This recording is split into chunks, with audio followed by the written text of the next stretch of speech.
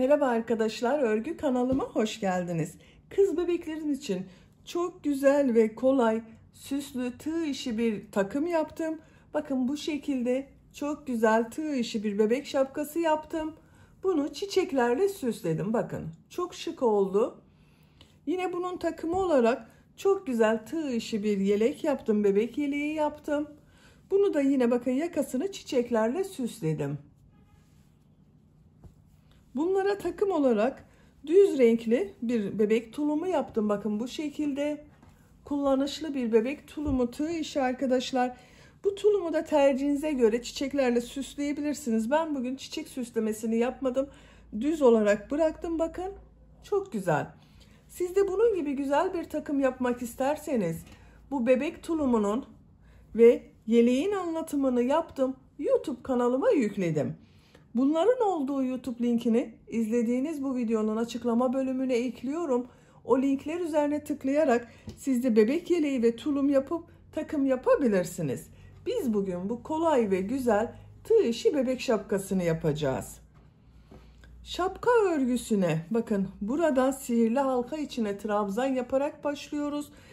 Bu trabzan sayısı her yaş için aynı sayıda başlanacak arkadaşlar. Sadece bu arttırma sırasını daha fazla yaparak daha büyük çocuklarınız için yapabilirsiniz. Bu arttırma sırasını bir sıra eksik yaparsanız yeni doğan bebek için olur. Benim yaptığımdan bir sıra fazla yaparsanız 6-12 aylık bebek için olur. Bu arttırma sırasını 2 sıra fazla yaparsanız da 1-2 yaş arası çocuklarınız için olur. Buna göre daha büyük çocuklar için yapmak istiyorsanız bu arttırma sırasını daha fazla yapıp modelleri istediğiniz gibi yerleştirebilirsiniz. Şapka örgüsünde iplik olarak ben bugün bu ipliği kullandım. Kullandığım iplik üzerinde 100 gram iplikte 250 metre var. 50 gram iplik yeterli arkadaşlar. Yarım yumak iplik kullandım. Ben bu renkler ile yaptım. Siz tercihinize göre bu takımı ve şapkayı istediğiniz marka iplik ve renkleri kullanarak yapabilirsiniz. Her renk iplik ile çok güzel oluyor. Tığ olarak 5 numara 3 milimetre tığ kullandım. Elimin sıklığına göre bu tığı kullandım. Yumuşak bir örgü elde ettim arkadaşlar. Sizin eliniz sıkıysa 3,5-4 milimetre tığlarla yaparsanız daha güzel olur. Bu çiçekleri de tercihinize göre siz istediğiniz renk iplikleri kullanarak yapabilirsiniz. Ben bugün bu bebek takımını 3-6 ay arası bir bebek ölçüsüne göre yaptım. Siz istediğiniz büyüklükte yapabilirsiniz. İpliği tığ hazırlayalım. Hep birlikte bu güzel takım örgüsüne başlayalım. Örgü kanalıma abone değilseniz abone olmayı unutmayın lütfen. Örgü kanalıma abone olmak ücretsiz. Örgü kanalıma ücretsiz abone olup orada bulunan zil şeklini dokunarak açık yaparsanız kanalıma video yüklediğim zaman ilk önce size bildirim gelir. Örgülerimden herkesten önce sizin haberiniz olur. İzlediğiniz videolarıma beğeni ve yorumlarınızı yaparsanız çok sevinirim arkadaşlar.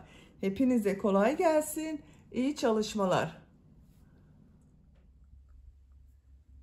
Şapkanın örgüsüne sihirli halka yaparak başlıyoruz. Sihirli halkayı bilmeyenler için gösteriyorum. Bakın ben bu şekilde yapıyorum arkadaşlar. Parmağımın üzerine doladım. Bu ilmeğe bak tığ takıyorum. İplik aldım. Çektim. Yavaşça parmağımdan çıkardım. Burada bir zincir yapıp sağlamlaştırdım. Sihirli halkayı yaptım. 2 zincir yapıyorum. Tığ üzerine iplik alıyorum. Bu sihirli halka içine 12 trabzan yapıyorum. Bak 2 defa da çıkardığım trabzanı yapıyorum. 1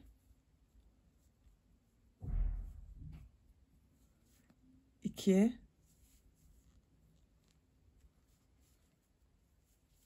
3 4 5 6 7 8 9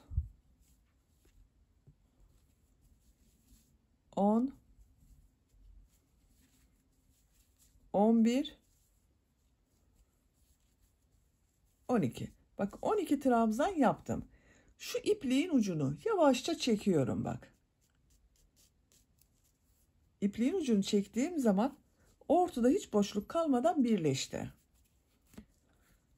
Tığ üzerine iplik almadan burada bak 2 zincir yaptım. Bir ilmek var. Bu ilmeğe tığı takıyorum. Şu ipliği de üste çekiyorum bak şu şekilde. İlmek aldım, çektim, ilmek kaydırma yapıyorum. Bak bir yuvarlak oluştu burada arkadaşlar. Şimdiki sırada arttırmalar yapıyoruz. İkinci sırada her ilmek üzerine ikişer defa trabzan yapıyorum. 2 zincir yapıyorum. Tığ üzerine iplik alıyorum. Bak bu ilk ilmek içine 2 trabzan yapıyorum. 1 2. Tekrar bak gösteriyorum. Tığ üzerine iplik alıyorum. İkinci ilmek üzerine 2 trabzan yapıyorum.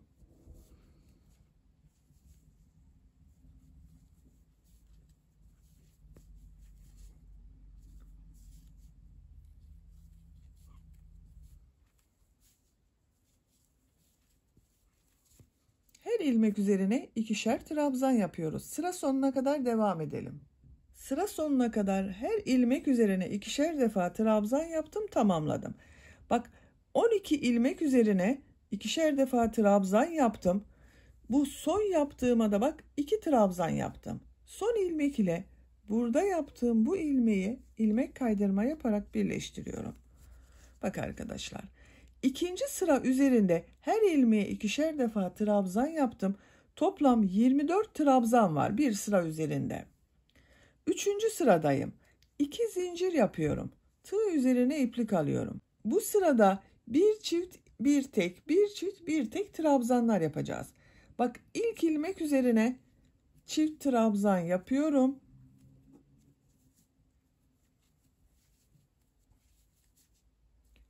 Tığ üzerine iplik alıyorum. İkinci ilmek üzerine bir trabzan yapıyorum. Tığ üzerine iplik alıyorum. Üçüncü ilmek üzerine 2 trabzan yapıyorum.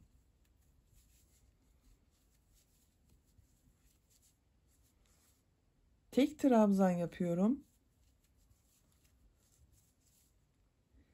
2 trabzan yapıyorum bak buna.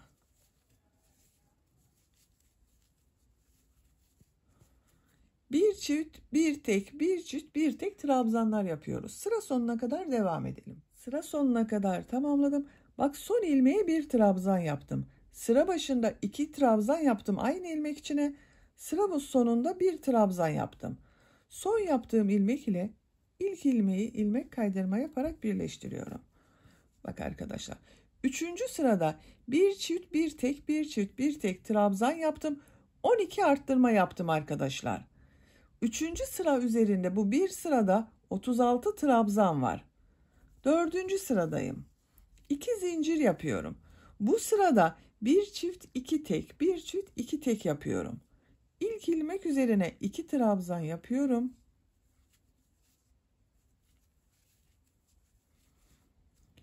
İki ilmek üzerine birer defa trabzan yapıyorum.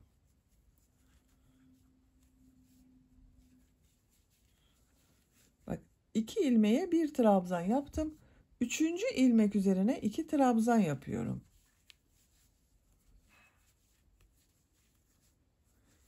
İki ilmeğe tek trabzan yapıyorum.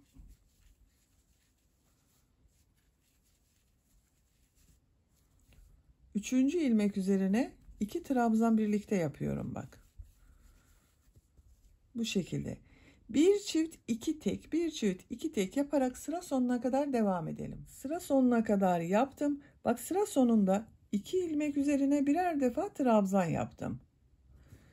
Bu son ilmek ile ilk yaptığım ilmeği ilmek kaydırma yaparak sırayı birleştiriyorum. Dördüncü sırayı bitirdik arkadaşlar. Bu sırada bir çift, iki tek trabzanlar yaptım. Bu bir sıra üzerinde 48 trabzan var. Yine 12 arttırma yaptım. 48 trabzan oldu. 5. sıradayım. 2 zincir yapıyorum. Bu sırada bir çift, 3 tek, bir çift, 3 tek trabzan yapıyorum. İlk ilmek üzerine 2 trabzan yapıyorum.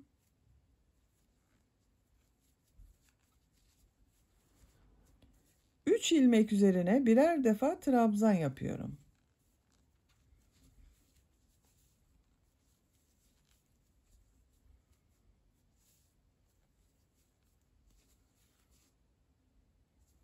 Dördüncü ilmek üzerine çift trabzan yapıyorum. 2 trabzan bak.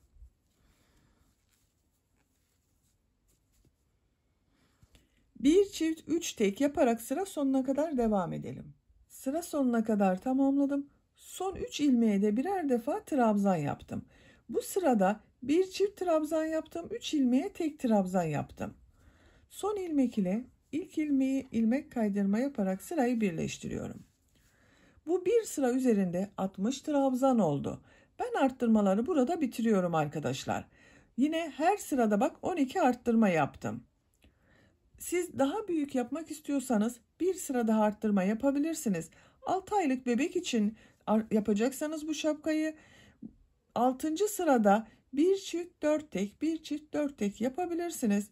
1 yaş çocuk için yapmak istiyorsanız da bir dahaki sonraki sırada bir çift 5 tek, bir çift 5 tek bu şekilde arttırmalar yaparak yapacak olduğunuz bebeğin büyüklüğüne göre şapkanın başlangıcını yapabilirsiniz. Bir sıra trabzan sırası yapıyorum. 6. sıradayım. 2 zincir yapıyorum. Tığ üzerine iplik alıyorum. Arttırma yapmadan her ilmek üzerine birer defa trabzan yapıyorum. Trabzan sırası yapıyoruz.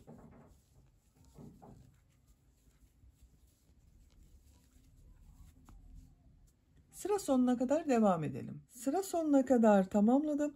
Son ilmek ile ilk ilmeği ilmek kaydırma yaparak sırayı birleştiriyorum. Bu 6. sırada bir sıra trabzan sırası yaptım. Arttırma yapmadım arkadaşlar. Bu bir sıra üzerinde 60 trabzan var yine. Bak yuvarlak oldu. Bu yuvarlağın kaç santimetre olduğunu ölçüyorum. Sizin elinizin sıklığına göre daha fazla arttırma yapmanız gerekebilir arkadaşlar. Bak 12 santimetre inç olarak ölçüyorum. 4,5 inç.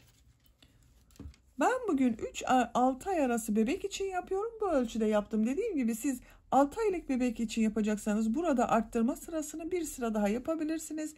Veya 1-2 yaş arası çocuk için yapacaksanız da 2 sıra daha arttırmalara devam edebilirsiniz.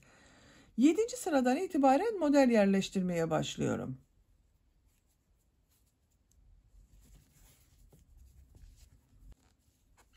Bir zincir yapıyorum. İlk ilmek üzerine bir trabzan yapıyorum. Tığ üzerine iplik alıyorum. Bir ilmek atlıyorum. İkinci ilmek içine 2 trabzan, 2 zincir, 2 trabzan yapıyorum.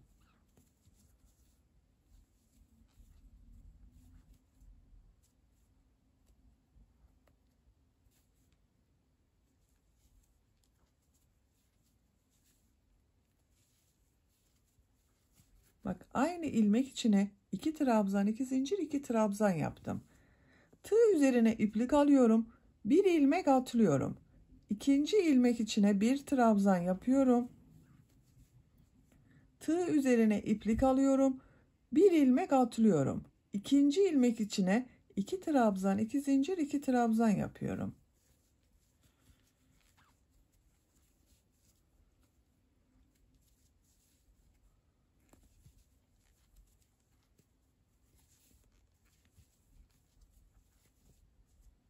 Tığ üzerine iplik alıyorum. Bir ilmek atlıyorum. Bir trabzan yapıyorum. Tığ üzerine iplik alıyorum. Bir ilmek atlıyorum. İkinci ilmek içine 2 trabzan, 2 zincir, 2 trabzan yapıyorum.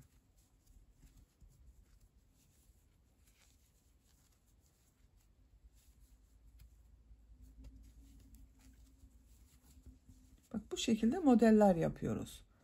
Sıra sonuna kadar devam etmeyeceğiz arkadaşlar. Sıra sonunda biraz boşluk bırakacağız. Bak bebeğin boynuna gelecek olan yerde boşluk bırakıyorum. Bu şekilde devam edelim. Modelleri yaparak buraya kadar tamamladım. Bak burayı boş bıraktım arkadaşlar. Burası bebeğin boynuna gelecek olan yer. Kaç ilmek boş bıraktığımı sayıyorum. 2, 4, 6, 8, 10, 11 ilmek boş kaldı. Bak modelden sonra bir ilmek atladım, bir trabzan yaptım. Sıra başında da bak bir trabzan yaptım, bir ilmek atladım, model başladım. Sıra sonu da aynısı oldu. Kaç model yaptığımı sayıyorum. 1, 2, 3, 4, 5, 6, 7, 8, 9, 10, 11, 12 model oldu. Bir zincir yapıyorum, örgüyü çeviriyorum. İlk ilmek üzerine bak trabzan yapıyorum. Sıra başında ve sıra sonunda bir trabzan devam edecek. Model ortasında bulunan bu iki zincir üzerine iki trabzan, iki zincir, iki trabzan yapıyorum.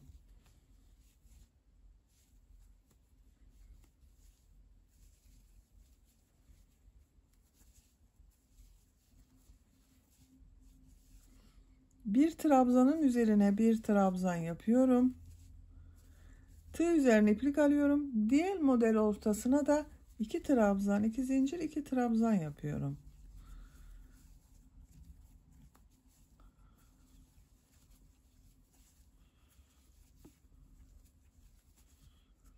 Bir trabzan üzerine bir trabzan yapıyorum. Bak bu şekilde. Sıra sonuna kadar devam edelim. Sıra sonuna kadar tamamladım. Bak son trabzan üzerine de bir trabzan yaptım. Bir zincir yapıyorum, örgüyü çeviriyorum.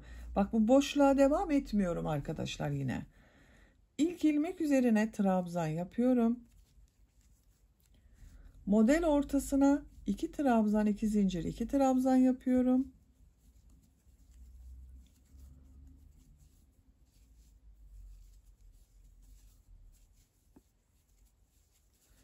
Bir trabzan üzerine bir trabzan yapıyorum. Model ortasına iki trabzan, iki zincir, iki trabzan yapıyorum.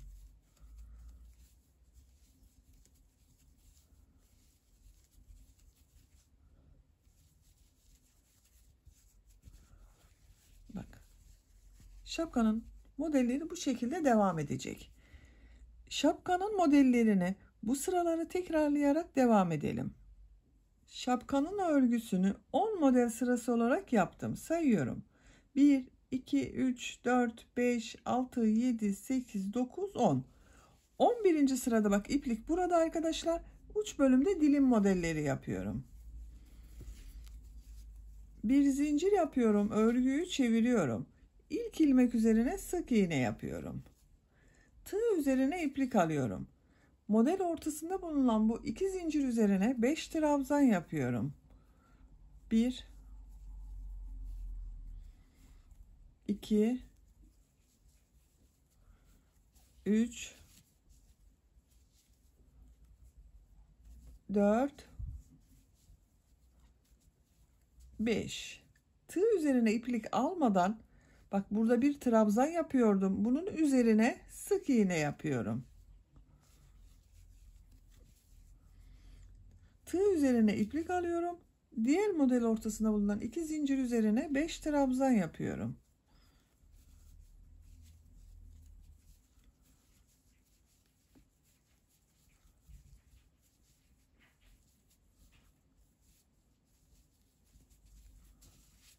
Bakın 5 trabzanı yaptım. Tığ üzerine iplik almadan bu ilmek üzerine sık iğne yapıyorum. Tığ üzerine iplik alıyorum. Bu iki zincir üzerine 5 trabzan yapıyorum. Bakın. Dilim modelleri yapıyoruz. Sıra sonuna kadar devam edelim. Sıra sonuna kadar bak modelleri yaptım. Son yaptığım modeli son ilmek üzerine sık iğne yaparak sırayı bitiriyorum. Bakın arkadaşlar bu şekilde oldu uç bölüm. Şimdi şapkanın bu çevresinden bak boynuna gelecek olan yerden sık iğneler yapıyorum. İp kordon da yapacağız arkadaşlar. Bak ilmek üzerine sık iğne yapıyorum. Bu trabzan boşluğuna sık iğne yapıyorum. Biraz toplasın istiyorum. Sık yapmıyorum o yüzden bak. Sık iğne yapıyorum. Sık iğne yapıyorum. İlmeklere sık iğne yapalım. Bak bu trabzan boşluklarını da ben birer defa sık iğne yapmayı tercih ediyorum. Her ilmek üzerine sık iğne yaparak sıra sonuna kadar devam edelim. Sık iğne yaparak bak sıra sonuna kadar tamamladım. Bu şekilde bir görüntü oldu. Sıra sonunda bir zincir yapıyorum. Örgüyü çeviriyorum. Her ilmek üzerine bir sık iğne yapıyorum. Bir sıra daha sık iğne sırası yapıyorum.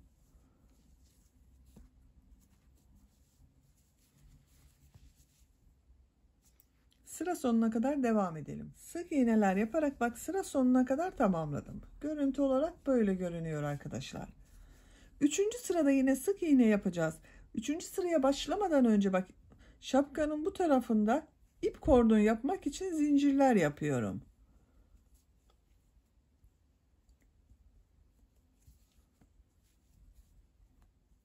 ...80 zincir yaptım. Bak bu şekilde oldu arkadaşlar. Şimdi bu zincirler üzerine ilmek kaydırma yapıyorum. Bak tığ üzerine iplik almadan ilk ilmek üzerine tığ takıyorum. İplik aldım, çektim. Tığ üzerinde bulunan ilmekten de çekiyorum. Bak tekrar gösteriyorum. Tığ ilmeğe takıyorum, iplik aldım, çektim. Tığ üzerinde bulunan ilmekten de çekiyorum. İlmek kaydırma yapıyorum.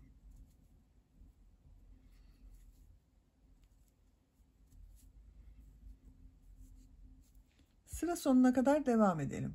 İlmek kaydırma yaparak bak sıra sonuna kadar tamamladım. Bu şekilde bir görüntü oldu arkadaşlar. Boyun çevresinde yine sık iğne yaparak devam ediyorum. Bak en son ilmeğe de ilmek kaydırma yaptım. İlk gördüğüm ilmek üzerine sık iğne yapıyorum. Diğer ilmekleri de sık iğne yaparak devam ediyorum. Bu ip kordonun aynısından diğer tarafa da yapacağız. Buraya kadar devam edelim. Sık iğne yaparak bak şapkanın diğer ucuna kadar devam ettim. Buraya da ip kordon yapacağız. Bu ip kordon için kaç zincir yaptıysanız buraya da aynı sayıda zincir yapıyoruz. Ben 80 zincir yaptım. Buraya da 80 zincir yapıyorum. Bu 80 zinciri yapalım. İlmek kaydırma yaparak buraya kadar tamamlayalım. Zincirleri yaptım. Üzerinden ilmek kaydırma yaptım. Bak buraya kadar tamamladım. Bak burada bitirdim arkadaşlar. Şu ilmek ile ilmek kaydırma yaparak burayı birleştiriyorum. İpliği kesiyorum.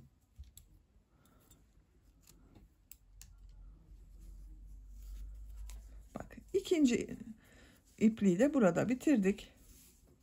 Şu şekilde oldu ip kordonlarımız. Eşit oldu bak her ikisi. Böylece şapkanın örgüsünü tamamladım. Bak bebeğin boynunun altında şu şekilde fiyonk bağlayarak kullanabiliriz. Şapkanın örgüsünü tamamladık. Şapkayı bu şekilde kullanabiliriz arkadaşlar. Ama ben bu şapkanın buraya çiçek süsleme yapmak istiyorum. Bakın bu şekilde çiçeklerle süslemek istiyorum. İlk önce bu çiçek süslemelerini yapalım. Sonra şapkamıza dikeriz arkadaşlar.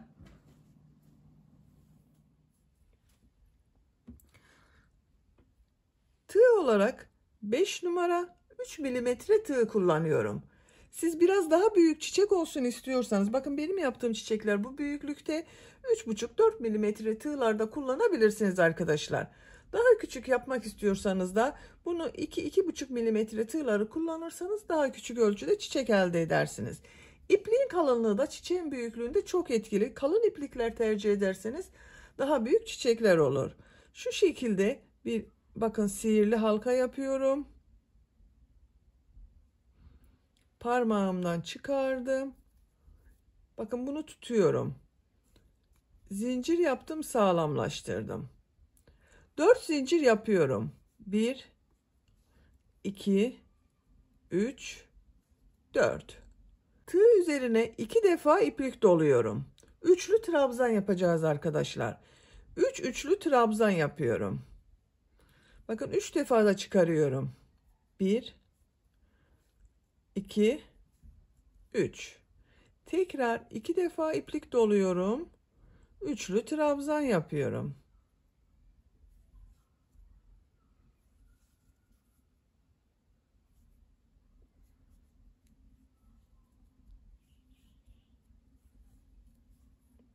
Bakın 3 üçlü trabzan yaptım. 4 zincir yapıyorum. Bu halka içine sık iğne yapıyorum. Bakın çiçeğin yaprağının birisini yaptım. Tekrar 4 zincir yapıyorum. 2 defa iplik doluyorum. 3 üçlü trabzan yapıyorum.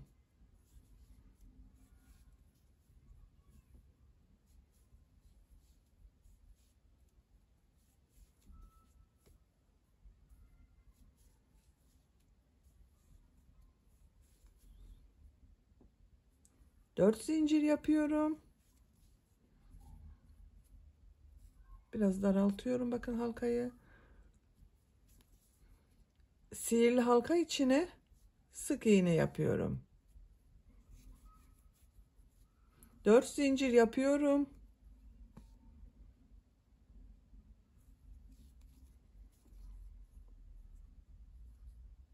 3 üçlü trabzan yapıyorum.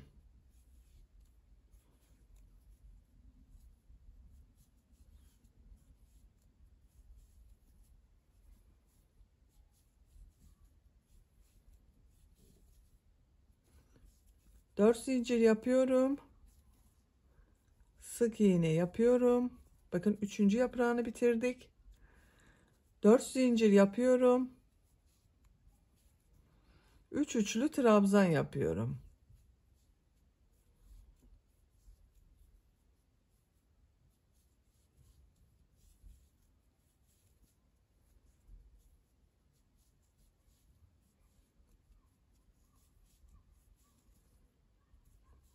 Dört zincir yapıyorum.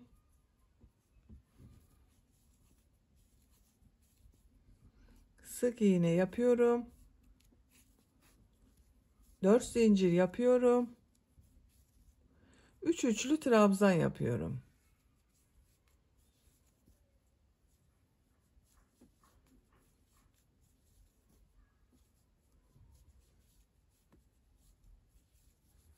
Üç üçlü trabzan yaptım.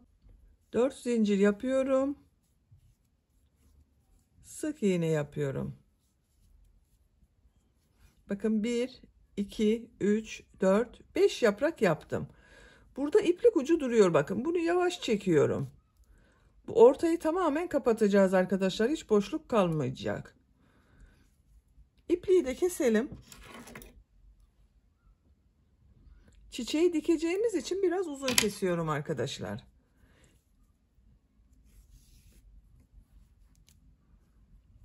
Bakın iplik ucunu çekiyorum. Ortada hiç boşluk kalmadı.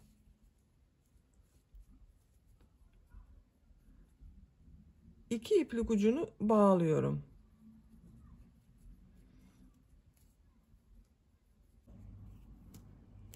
Bakın sıkıca bağladım. Bu şekilde oldu. Çiçeği yaptık. Bu çiçeği minik bir de yaprak yapmak istiyorum. Bu renk bir yeşil iplik kullanıyorum. Bakın bunun gibi yapraklı yapacağız arkadaşlar. Siz istediğiniz renk yeşil iplikleri kullanabilirsiniz. Örgünün ters tarafından herhangi bir çiçeğin bu bitirdiğimiz yerden başlayabilirsiniz. İpliği bağlıyorum.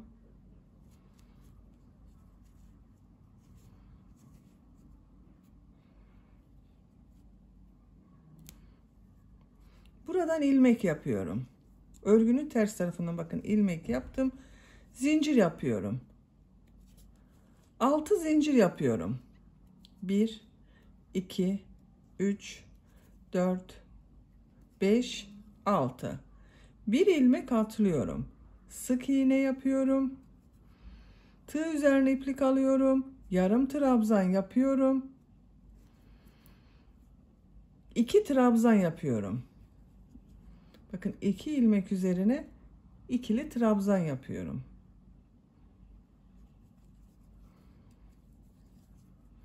Son ilmeğe sık iğne yapıyorum. Yaprağın örgüsünü bitirdim. Çok kolay bakın. Örgünün ters tarafına şu şekilde ilmeğe tığ takıyorum. İlmek kaydırma yapıyorum, bitiriyorum. İpliği kesiyorum.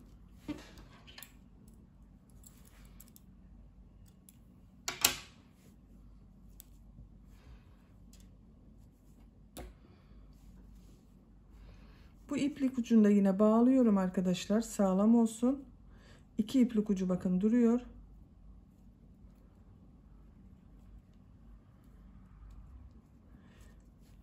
iplikleri kesiyorum.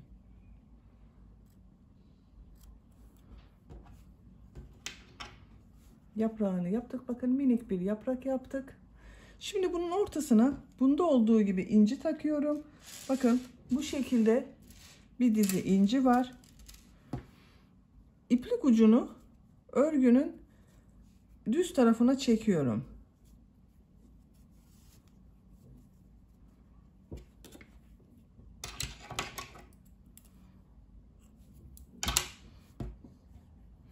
Bakın iplik ucu burada. Bu iple inciyi şu şekilde takıyorum. Bakın iplik ucunu, incinin takılı olduğu iplik ucunu bu ipliğe şöyle bir defa düğüm yapar gibi yapıyorum ama sıkı yapmıyorum. Geri çıkaracağız onu arkadaşlar. Şu şekilde bakın. İncinin birisini ipliğe geçiriyorum. İncinin işini bitirdik. İnciyi kaldırıyorum. Örgünün ters tarafına inciyi çekiyorum. Bakın iplik ucunu çektim. İnci örgünün düz tarafında kaldı.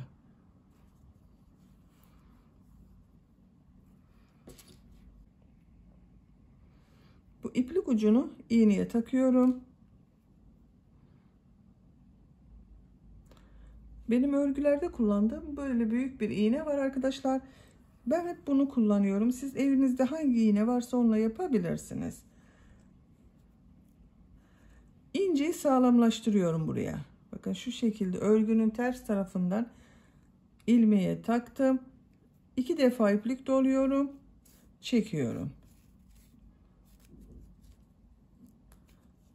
Bakın artık çiçek hazır. Bu çiçek bitti arkadaşlar. Bakın çok güzel oldu. Çiçeğin örgüsünü tamamladık arkadaşlar. Bu çiçekten istediğiniz renkleriyle yapabilirsiniz. Ben 3 renkli çiçek hazırladım bakın. Bu renk pembe tonları var ve beyaz renkli. Bu 3 çiçeği şapkanın örgüsüne dikeceğiz. Bakın şapkamız burada.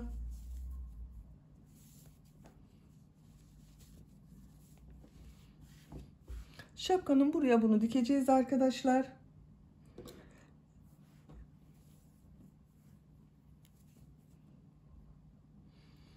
İğneye çiçeğin burada bulunan ipliği takıyorum. Bakın yerleştirmesini yapalım. Şu şekilde.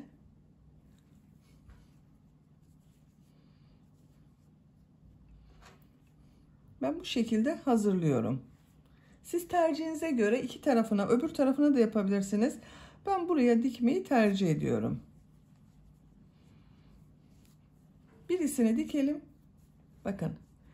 Beyaz renkli ipliğin burada arkadaşlar iplik ucu.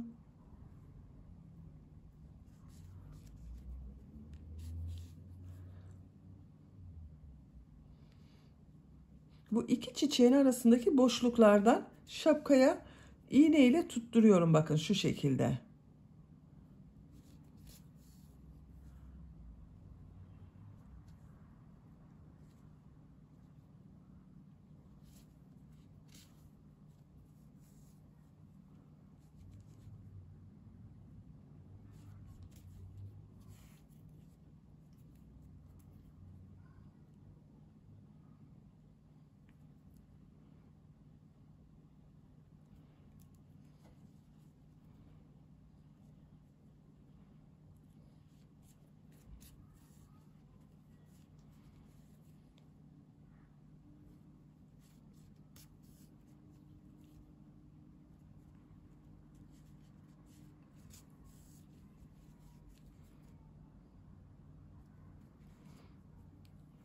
İplik ucunu örgünün ters tarafından çekiyorum.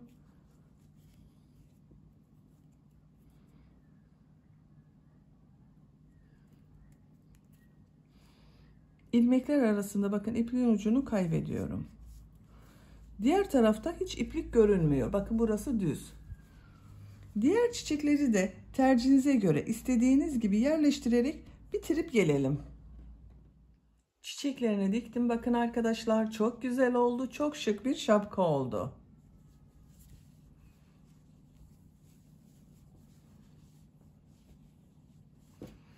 Bitmiş olarak size ölçülerini söylüyorum.